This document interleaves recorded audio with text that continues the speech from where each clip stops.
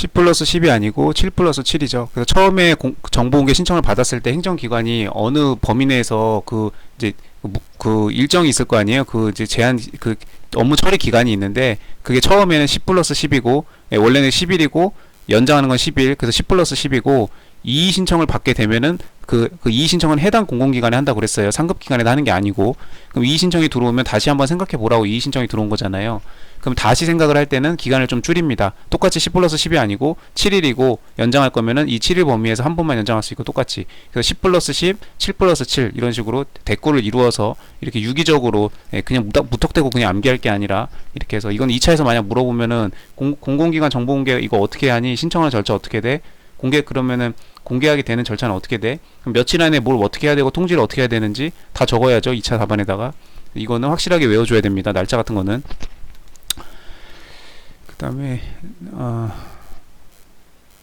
이의 신청 불복이 있거나 20일이 경과하도록. 이게 왜 20일이 경과하도록이냐면 아까 처음에 신청했을 때 10 플러스 10이라고 그랬죠. 그럼 둘이 합쳐서 20일이잖아요. 그럼 이 최대 연장 기간한 범위까지 해서 20일이 경과했으면은 그때까지 답이 없으면은 비공개한 결정으로 보는 거죠. 그렇기 때문에 이렇게 계속 답이 없으면 무턱대고 기다릴 수는 없잖아요. 답이 올 때까지.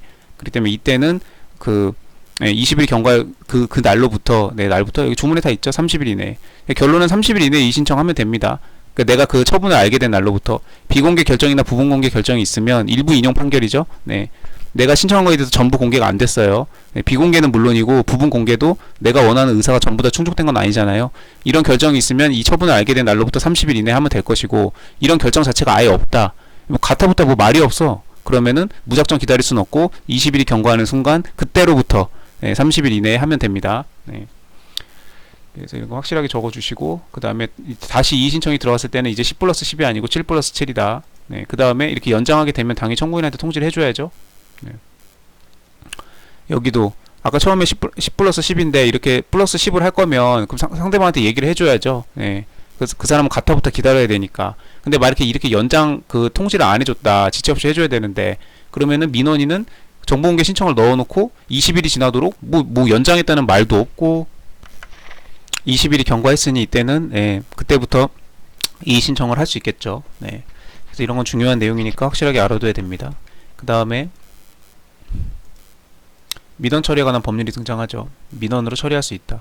보유 관리하지 않는 거 뭐 어쩔 수 없죠. 이 법에 따른 정보 공개 청구로 보기가 어렵다. 그러니까 정보공개 청구가 아니고 뭐 진정 질의 등으로 정보공개 청구가 아니다. 정보공개법에 의해서 처리할 수 있는 업무가 아니잖아요. 그러니까 이럴 때는 민원 처리에 관한 법률에 따라서 일반적인 민원으로 보아서 처리하겠다는 얘기입니다. 별 내용은 아니에요.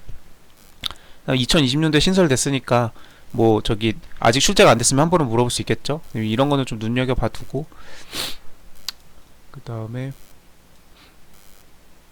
반복 청구 등의 처리 성격, 정보의 성격, 그 다음에 유사성, 관련성, 그 다음에 동일한 답변을 할 수밖에 없는 사정 이런 것들을 이렇게 종합적으로 해가지고 종결 처리해라. 그리고 종결 처리한 거는 알려줘야겠죠. 이래저래 해서 종결 처리하겠습니다. 네가 자꾸 우리 귀찮게 하고 자꾸 똑같은 답변 할 수밖에 없는데 자꾸 반복해서 민원 넣고 그래서 종결합니다. 이런 식으로 진짜 그렇게 쓰는 건 아니고요. 그래서 종결 처리는 알려줘야 된다. 통지를 받은 자가 정당한 사유 없이 그러니까 계속해서 지금 뭐 공무원을 괴롭힐 목적이라든지 그런 식으로 민원 처리 법률하고 이렇게 같이 이렇게 되어 있죠. 이런 규정이 다시 청구하는 경우 그럼 이 사람이 청구할 때마다 계속 그거 응답할 필요가 없겠죠. 그렇기 때문에 국민으로서의 권리를 남용해가지고 자꾸 이렇게 쓸데없이 공무원들 귀찮게 하거나 괜히 보복 목적으로 막 이렇게 하거나 심술 부리거나 그러지 말라는 거죠. 이럴 때는 그냥 종결 처리할 수 있도록 자꾸 같은 청구하고 하는 거 이거는 민원 처리에 관한 법률에도 그 반복 민원 해당 내용이 비슷한 내용이 있죠. 안내하고 종결 처리할 수 있다. 이미 작성이 되어 이미 정보통신망을 통해 세상에 공개가 되어 있다. 그러면은 그거 어디 사이트로 들어가면 알 수 있습니다 라고 소재를 안내하면 되겠죠. 그 다음에 수령할 수 없는 방법으로 정보공개 청구를 하는 경우 그때는 그렇게는 안되고 이렇게는 수령이 가능하십니다 그러고 대안을 안내하면 되죠. 이것도 본조 신설이네요.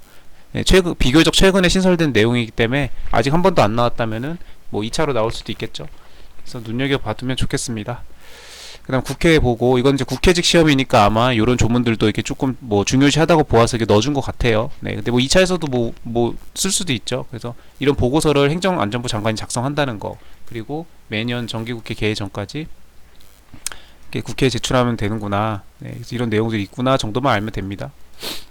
그 보고서에는 대체 무슨 내용이 들어가나 궁금해서 이 대통령 시행령을 봤더니 운영 실태에 관한 사항, 그다음 평가, 그다음에 어떤 뭐 시정령 이런 게 있었으면은 그 국민들의 요구에 대해서 어떻게 조치를 했는지 그런 것도 이제 국회에서 국회의원들이 볼 수 있도록, 예, 정보 공개 관한 것들이 잘 지켜지고 있는지, 예, 이런 것들을 보겠다 이거죠. 국민의 권익을 위해서 이 정보 공개를 하는 거니까, 네, 감추면 안 되죠. 투명하게 공개해야죠.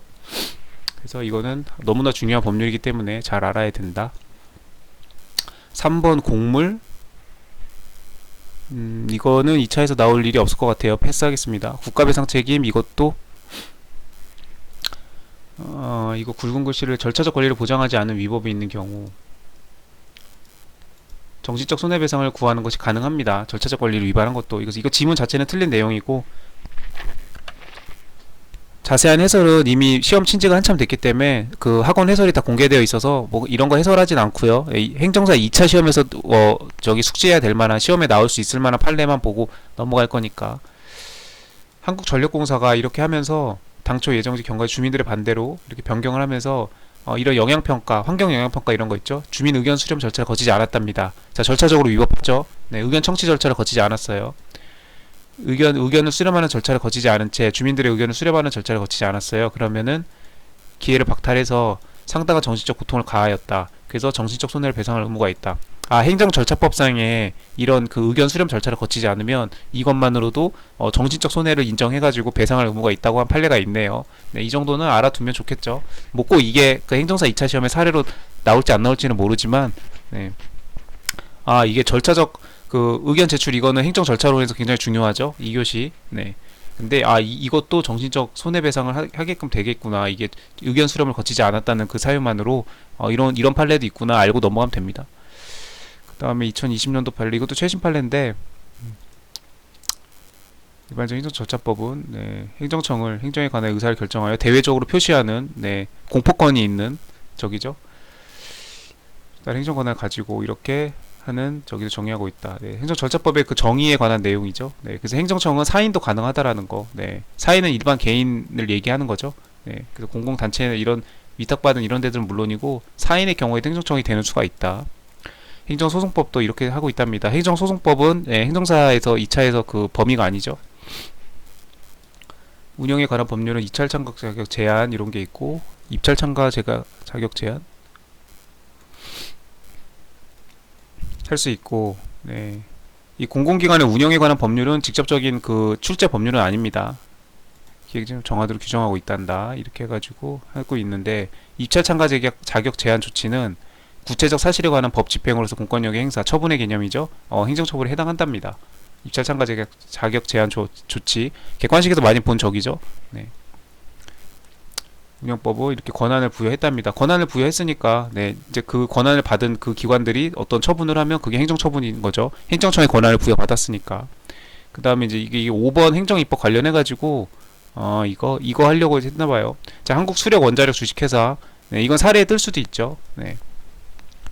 그래서 수력원자력이 나오면은 한국전력공사가 주식을 100% 보유하고 있고, 한국전력공사는 전력을 생산하는 저기죠, 한전이죠. 예, 저기 누구나 취업하고 싶어하는 선망의 공기업이죠. 한전인데 이 전력을 생산하는 방법은 수력발전도 있고 풍력발전도 있고 조수간만의 차를 이용한 그 뭐라 그러지? 용어가 생각이 안 나네. 하여튼 조수간만의 차를 이용하는 거. 그 다음에 원자력 발전도 있죠. 수력발전도 있고 화력발전도 있고. 네. 그렇게 아주 여러 가지들이 있는데 그 중에 이제 원자력 이거를 이렇게 해서 이제 자회사처럼 이렇게 뭐 설립을 한 모양입니다. 네, 전문적으로 독점적으로 수행하기 위해서.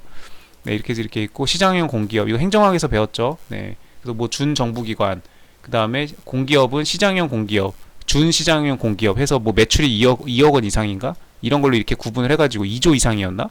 네, 하여튼 2억은 아닐 거고 아마 2조였나? 오랜만이라서 가물가물하네요. 하여튼 이런 거고, 근데 이런 거 중요한 건 아니죠. 네, 이런 거 이제 답안에 쓸 내용들은 아니고, 한국수력 주식회사가 지정됨으로써 입찰 참가 재계약 처분을 할 수 있는 권한을 부여받았기 때문에 위임받은 공기관에서 행정청에 해당한다. 그쵸? 네. 권한 이임 받았으면 행정청에 해당한답니다. 그 다음에 그러니까 원래 지금 이거는 한국 한전 이런 데는 공기업이잖아요.